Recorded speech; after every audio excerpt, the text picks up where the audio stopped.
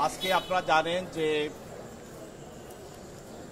সাবেক আইজিপি যার নেতৃত্বে বা শাপলা চত্বরে হেফাজত ইসলামের যে মিটিং হয়েছিল সেই মিটিংয়ে যার নেতৃত্বে সেখানে বোমা এবং গুলি মেরে হাজার হাজার এতিম সাধারণ মানুষকে হত্যা করা হয়েছিল এবং যিনি বিভিন্ন মিডিয়াতে এসে নিজে স্বীকার করেছেন যে আমি দায়িত্ব নিয়ে সেটা করেছি, যেটা না করলে হয়তো সে কমপ্লেন্ট করে যেত।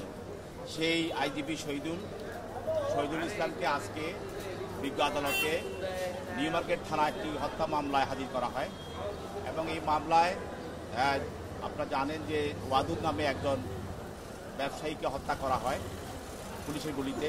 এই মামলায় প্রাথমিক তদন্তে শহীদুলের বিরুদ্ধে এই ঘটনার সঙ্গে হত্যার সঙ্গে জড়িত থাকার বিষয়টি তদন্ত কর্মকর্তা উদ্ঘাটন করেন এবং আরও অধিক তদন্তের জন্য তাকে রিমান্ডে চাওয়ার দরখাস্ত দেন এবং এই রিমান্ড দরখাস্ত দেওয়ার পরিপ্রেক্ষিতে বিজ্ঞ আদালত রিমান্ড 7 দিনের রিমান্ড মঞ্জুর করেন। আরেকটি মামলায় আপনারা জানেন যে এটা হাজারীবাগ থানা মামলা। এই মামলা একটি অপহরণ মামলা। এই মামলায় এমন এক ব্যক্তিকে এই মামলা আনা হয়েছে, আপনারা সোশ্যাল মিডিয়ায় দেখেছেন, বিভিন্ন টেলিভিশন এবং ফেসবুকে আপনারা দেখেছেন যে আব্দুল্লাহিল কাপি, পুলিশের সাবেক ঊর্ধ্বতন কর্মকর্তা আব্দুল্লাহিল কাপি, সে এয়ারপোর্টে পালিয়ে যাওয়ার সময় তাকে পুলিশ অ্যারেস্ট করে এবং আপনারা দেখেছেন যে সে এই গণ আন্দোলনের সময়, ছাত্র জনতা আন্দোলনের সময় যে লাশগুলো পড়েছিল সেই লাশগুলোকে সে ভ্যানে উঠিয়ে নিয়ে সে আগুন দিয়ে পুড়িয়ে দিয়েছিল খুব নির্মমভাবে। এই নির্মম নিষ্ঠুর ব্যক্তিটাকে আজকে এই আদালতে উপস্থাপিত করা হয় এবং এই মামলা, যে মামলাটা করা হয়েছে, এই মামলার অপহরণের সঙ্গে সে জড়িত। সেই জন্য তদন্তকারী কর্মকর্তা তার বিরুদ্ধে আরও তদন্তের জন্য এবং আরও জিজ্ঞাসাবাদ করার জন্য 10 দিন রিমান্ড প্রার্থনা করেন।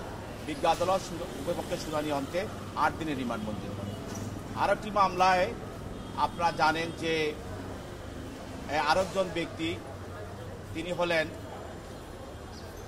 হলেন যে আব্দুল্লাহ আল মামুন, সদ্য যিনি আইজিপি ছিলেন আব্দুল্লাহ আল মামুন, তাকে আর কি হত্যা মামলায়, এটা হলো মোহাম্মদপুর থানা একটা হত্যা মামলায় তাকে আদালতে আনা হয়।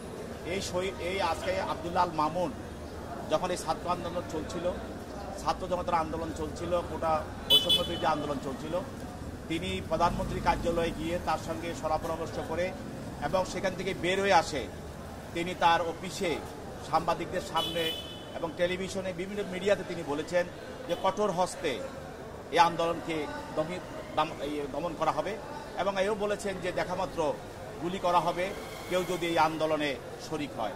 সেই ব্যক্তি, সে কুখ্যাত পুলিশের কলঙ্ক যে আইজিপি আব্দুল্লাহ আল মামুনকে একটি হত্যা মামলায়, মোহাম্মদপুর থানা হত্যা মামলায়, একজন বসিলা চৌরাস্তায় যে হত্যাটা হয়েছিল দোকানি আব্দুল সাইদ, তাই এই হত্যা মামলায় তদন্তকারী কর্মকর্তা তাকে প্রাথমিকভাবে এই হত্যার সঙ্গে জড়িত থাকার কারণে তাকে গ্রেপ্তার করে অত্র আদালতে উপস্থিত করা হয় এবং আরও জিজ্ঞাসাবাদ করার জন্য 10 দিনের রিমান্ড প্রার্থনা করেন বিজ্ঞ আদালত এই 3টি মামলায় এবং এই মামলায় শুনানি অন্তে তার বিরুদ্ধে 8 দিনের রিমান্ড মঞ্জুর করে। উভয় মামলায় আসামিপক্ষে আইনজীবী ছিলেন, তারা তাদের বক্তব্য রেখেছেন এবং রিমান্ড বাতিলপূর্বক জামিনের প্রার্থনা করেছেন।